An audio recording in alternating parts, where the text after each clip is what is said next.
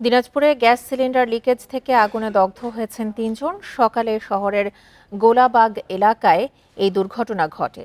স্থানীয়রা জানায়, রান্নার কাজে ব্যবহৃত সিলিন্ডার থেকে গ্যাস লিকেজ হয়ে হঠাৎ আগুন ধরে যায়। এতে ঘরের ভেতরে থাকা ৩ জন দগ্ধ হন। বান্ডেল থাকলে প্রতি সেনমানিতে টাকা বাঁচবে। বিকাশ সেনমানি বান্ডেল কিনে জিতুন প্রতি লেনদেনে। খবর পেয়ে ফায়ার সার্ভিস কর্মীরা ঘটনাস্থলে গিয়ে তাদের উদ্ধার করে দিনাজপুর মেডিকেল কলেজ হাসপাতালে নিয়ে যায়। প্রাথমিকভাবে ধারণা করা হচ্ছে, সিলিন্ডারের ত্রুটি কিংবা অসাবধানতার কারণে এই দুর্ঘটনা ঘটতে পারে।